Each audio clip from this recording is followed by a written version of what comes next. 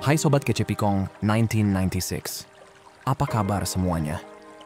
Oke, balik lagi di video lainnya. Kadang kita diajarin kalau memaafkan itu tanda hati yang besar, jalan menuju ketenangan batin. Tapi, nggak semua luka mesti disembuhin, dan nggak semua pengkhianatan pantas dimaafin. Ada yang nusuknya terlalu dalam, sampai kalau kita maafin, itu bukan bijak lagi, tapi malah nyakitin diri sendiri. Coba pikir deh, kalau kepercayaan udah remuk, kalau orang yang dulu kita percaya malah main belakang, masih pantaskah kita kasih mereka kesempatan kedua? Atau justru kita lebih layak buat jaga harga diri dan cabut aja? Jiwa itu lebih berharga daripada ilusi yang kita pertahanin mati-matian. Kekuatan sejati bukan tentang nerima semua hal yang nggak bisa diterima, tapi tahu kapan waktunya nutup pintu dan jalan terus. Di video ini, kita bakal bahas 7 jenis pengkhianatan yang begitu parah, sampai kalau dimaafin malah bisa bikin kita rugi besar.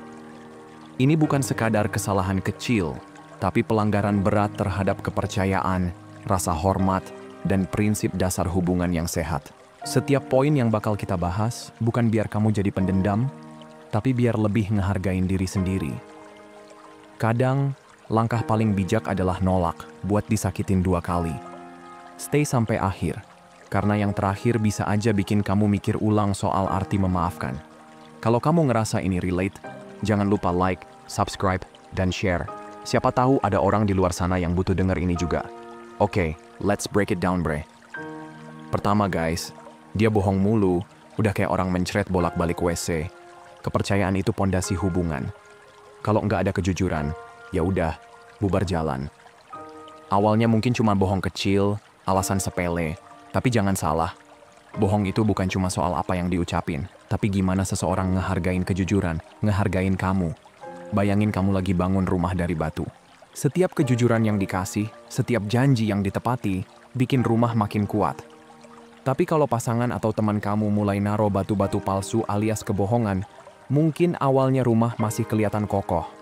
Tapi lama-lama, ambruk. Mungkin kamu dulu percaya kalau pacar kamu atau gebetan kamu adalah orang paling jujur di hidupnya. Awalnya, dia cuma bohong kecil. Dia bilang lagi di suatu tempat, padahal enggak. Kamu anggap itu enggak masalah. Tapi lama-lama, mulai ada cerita yang enggak nyambung, alasan-alasan aneh. Sampai akhirnya, kamu dengar dari mulut teman sendiri, kebongkar kalau selama berbulan-bulan, doi udah muter-muterin kamu dengan kebohongannya. Dan rasanya, bukan cuma sakit karena satu kebohongan terakhir, tapi karena kamu sadar, selama ini kepercayaannya kamu dipermainkan. Guys, bohong yang keseringan itu bukan lagi kebiasaan, tapi udah nunjukin karakter asli seseorang. Sekali 2 kali mungkin masih bisa dimaafin, tapi kalau berkali-kali, itu udah pilihan, bukan ketidaksengajaan. Dan kalau udah kayak gitu, pilihan kita cuma satu, pergi. Maafin satu kebohongan mungkin bisa dibilang bijak. Tapi kalau terus memaafkan kebohongan yang enggak ada habisnya, itu namanya ngelawan diri sendiri. Cinta nggak bisa tumbuh kalau kepercayaan terus-menerus dihancurin. Hubungan yang dibangun di atas kebohongan tuh kayak rumah di pinggir jurang, tinggal nunggu roboh. Kamu berhak dapat kejujuran, bukan hidup dalam keraguan. Jangan takut buat ninggalin hubungan yang bikin kamu terus-terusan overthinking. Karena pada akhirnya, cuman kejujuran yang bisa bikin hubungan beneran langgeng. Oke, lanjut.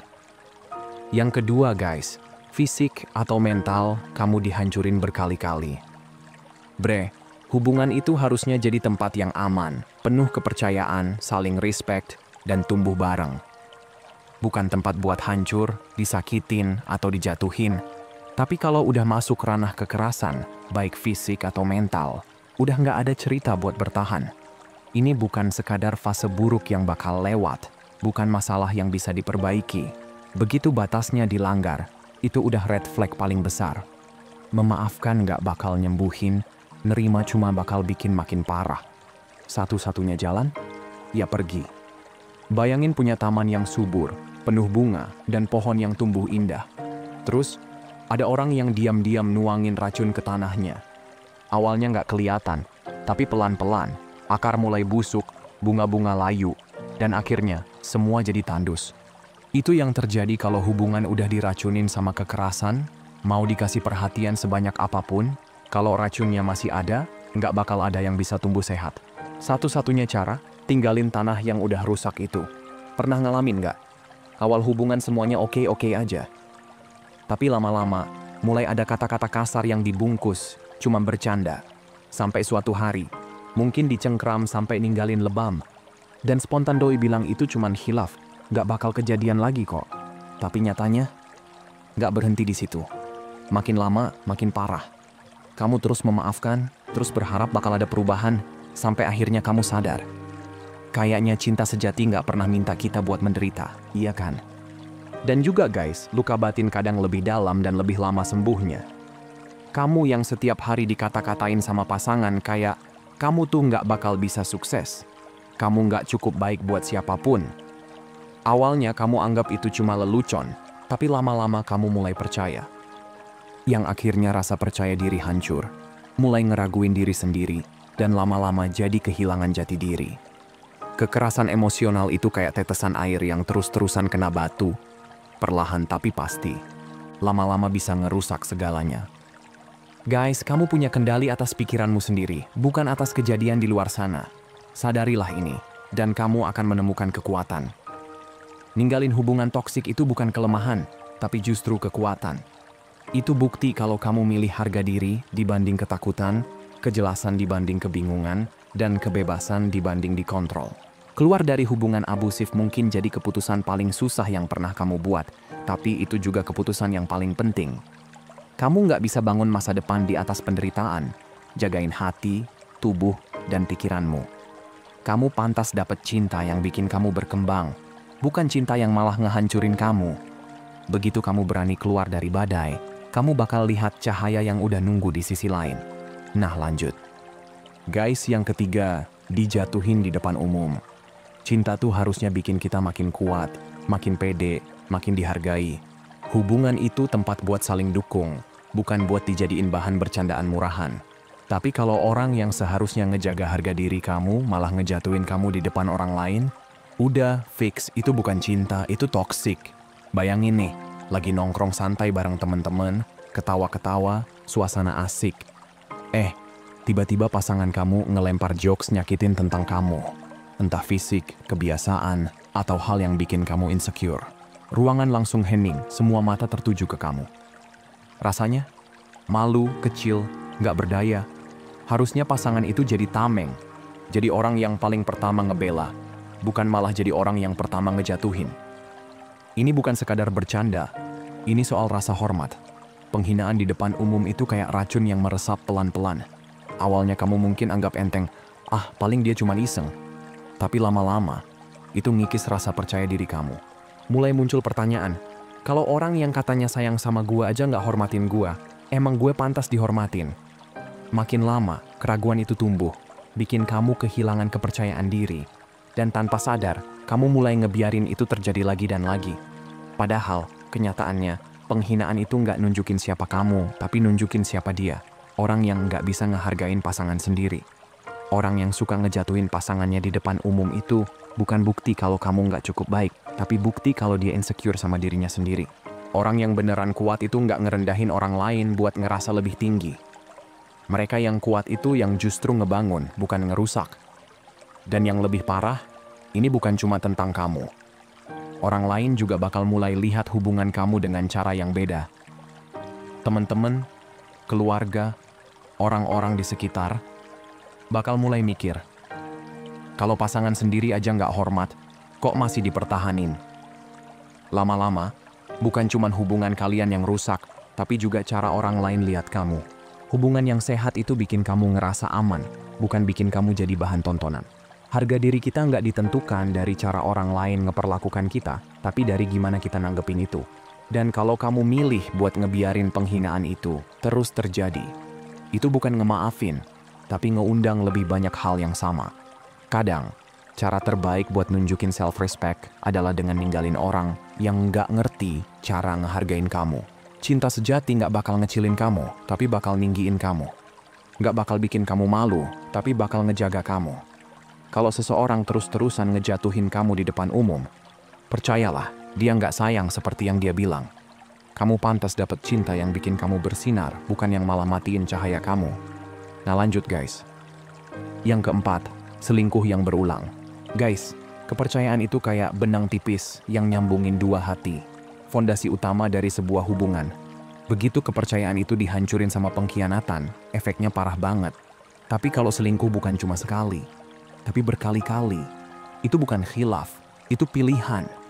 Pilihan yang nunjukin kalau mereka nggak nganggap serius komitmen, nggak ngehargain hubungan, dan yang paling penting, nggak ngehargain kamu. Bayangin cincin pernikahan, lingkaran utuh yang melambangkan kesetiaan dan janji suci. Sekarang bayangin ada retakan gede di situ. Udah nggak sempurna lagi, udah rusak. Nah, itulah yang terjadi kalau pasangan selingkuh terus-menerus. Setiap pengkhianatan itu kayak retakan baru, sampai akhirnya cincin itu hancur total. Dan perselingkuhan itu bukan cuma soal fisik, tapi juga tentang kebohongan, rahasia, dan pengkhianatan di level yang paling dalam. Itu momen di mana kamu sadar, kalau orang yang paling kamu percaya, yang katanya sayang sama kamu, ternyata dengan sadar dan sengaja ngelakuin hal yang mereka tahu, bakal nyakitin kamu. Sekali dua kali, mungkin masih bisa diperbaiki.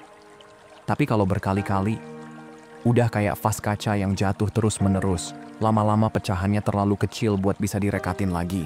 Kita nggak bisa ngontrol tindakan orang lain, yang bisa kita atur cuma respon kita. Kalau seseorang nggak setia, mereka udah mengkhianati diri mereka sendiri duluan. Perbuatannya nunjukin karakter mereka, bukan nilai diri kamu. Jadi, kalau pasangan kamu udah terbukti selingkuh berulang kali, itu bukan kelemahan atau khilaf, tapi pola. Dan kalau kamu terus memaafkan tanpa batas, itu bukan kesabaran, tapi self-destruction. Maafin orang itu baik tapi nggak wajib. Apalagi kalau yang dimaafin terus-terusan ngulang kesalahan yang sama. Ninggalin seseorang yang berkali-kali ngancurin kepercayaan kamu itu bukan tanda lemah, justru itu bukti kalau kamu kuat. Itu cara kamu bilang, gua nggak bakal ngemis cinta yang penuh kebohongan. Kamu pantas dapat pasangan yang setia, yang jujur, yang bisa ngehargain kepercayaan yang kamu kasih. Kalau seseorang berkali-kali ngekhianatin kamu, percaya aja, itu nunjukin siapa mereka sebenarnya. Jangan tutup mata, jangan terus berharap bakal berubah. Karena orang yang beneran cinta nggak bakal bikin kamu ngalamin sakit hati yang sama berulang kali. Pilih dirimu sendiri sebelum semuanya makin parah. Yang kelima guys, kena gaslighting mulu. Hubungan tuh harusnya tempat yang penuh kejujuran, saling respect, dan ngerti satu sama lain. Bukannya jadi ajang drama psikologis yang bikin kepala pening. Nah, gaslighting itu bukan sekadar salah paham atau miskomunikasi biasa. Ini teknik manipulasi licik yang tujuannya bikin kamu ragu sama diri sendiri, sama perasaan kamu, sama kenyataan yang udah jelas-jelas ada di depan mata. Bayangin kamu lagi pegang senter yang terang banget buat nerangin jalan. Awalnya semuanya jelas, tapi perlahan-lahan ada orang yang mulai ngecilin cahaya itu. Terus dia bilang, "Enggak kok, masih terang. Kayaknya cuma perasaan kamu aja." Lama-lama kamu jadi bimbang mulai mikir, iya kali ya gue yang salah lihat? Nah, itu persis kayak gaslighting. Ini nggak cuma sekadar bikin kamu bingung, tapi bikin kamu hilang kepercayaan sama diri sendiri. Pelaku gaslighting jago banget muter-muterin kata-kata. Mereka bisa nge-twist omongan kamu, ngehapus kejadian yang jelas-jelas kamu inget, atau bahkan bikin kamu ngerasa gila karena, kok gue kayaknya overthinking mulu ya? Awalnya kelihatan kecil, kayak cuma beda perspektif aja, tapi makin lama efeknya numpuk. Kamu kayak ngaca di cermin bengkok, lama-lama nggak ngenalin diri sendiri lagi. Kamu sering banget ngerasa ada yang nggak beres. Tapi setiap kali kamu ngomong, doi malah ngebantah. Hah? Gue nggak pernah ngomong gitu. Kamu lebay deh. Pas kamu curhat soal perasaanmu, jawabannya selalu, kamu terlalu sensitif, jangan baperan deh, jadi orang. Tiap kamu nunjukin ada keanehan, malah dibales. Kamu mikirnya kejauhan. Akhirnya kamu mulai nanya ke diri sendiri. Jangan-jangan emang gue yang problematik. Dan disitulah bahayanya gaslighting. Kamu jadi ragu sama intuisi sendiri. Kayak kehilangan pegangan di dunia nyata. Gaslighting tuh bukan cuman manipulasi biasa. Ini strategi buat ngontrol dan bikin kamu bergantung sama versi kenyataan yang mereka bentuk. Lama-lama kamu bakal takut ngomong, takut nyalahin mereka, takut percaya sama feeling sendiri. Tapi dengar ini baik-baik. Cahaya dalam diri kamu nggak pernah padam. Cuman ketutupan aja sama manipulasi mereka. Cinta yang sehat nggak bakal bikin kamu ngeraguin diri sendiri. Justru harusnya bikin kamu makin yakin sama siapa diri kamu. Ninggalin orang yang suka nge-gaslight itu bukan kelemahan, tapi keberanian.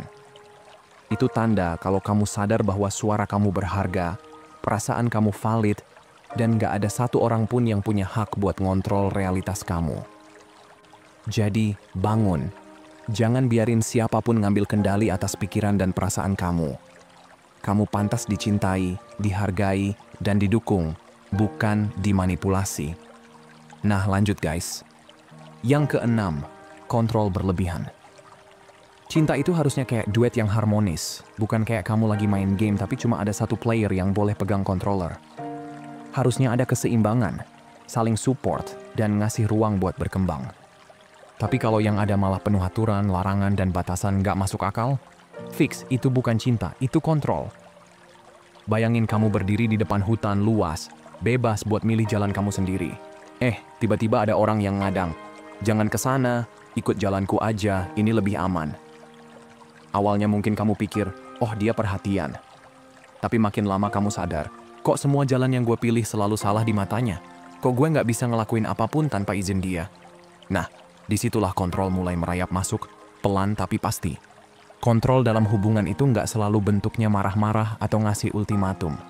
Kadang, justru datang dengan bungkus kepedulian palsu kayak, aku cuman mau yang terbaik buat kamu. Atau, kamu nggak ngerti, tapi aku tahu apa yang lebih baik buat kita. Kamu percaya aku kan? Awalnya kelihatan sweet, tapi lama-lama kamu sadar, semua keputusan yang harusnya milik kamu, pelan-pelan diambil alih. Kamu nggak boleh main sama teman tertentu.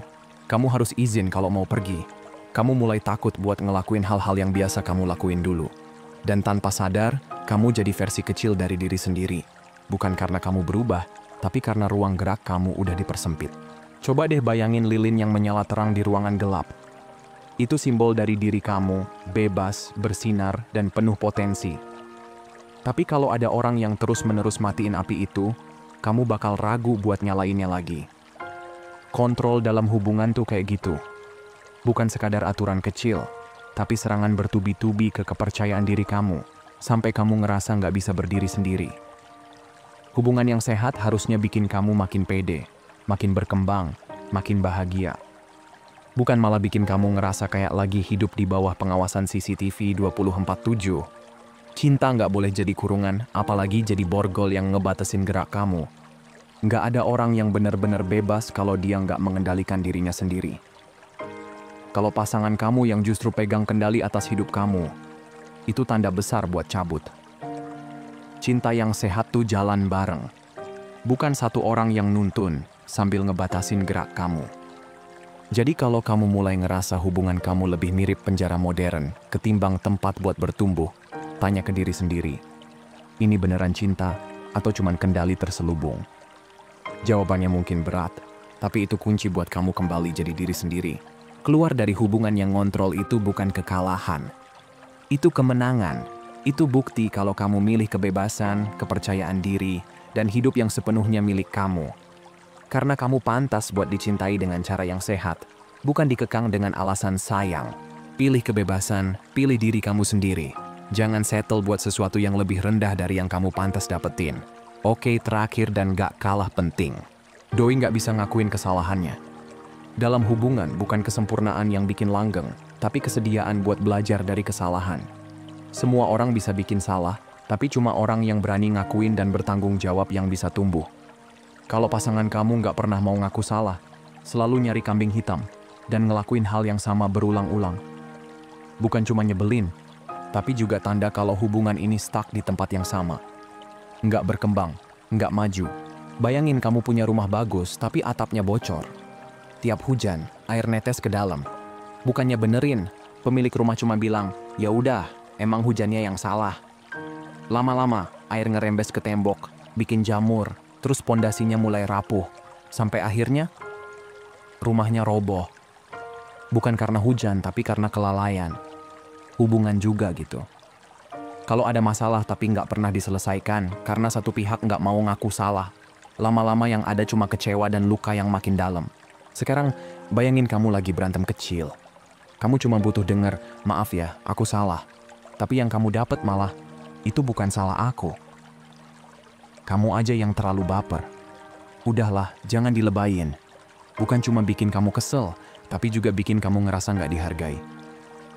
Setiap kali pasangan kamu ngelakuin ini, dia bukan cuma ngegas, tapi juga ngehapus validasi atas perasaan kamu. Rasa percaya mulai luntur, respect makin pudar, dan yang tadinya hubungan penuh kehangatan malah berubah jadi tempat yang bikin kamu ngerasa nggak aman. Ngaku salah itu bukan kelemahan, tapi bukti kedewasaan. Itu tanda kalau seseorang cukup peduli sama hubungan dan mau ngejaga apa yang udah dibangun bareng. Tapi kalau pasangan kamu selalu ngehindar dari tanggung jawab, itu bukan cuma soal ego.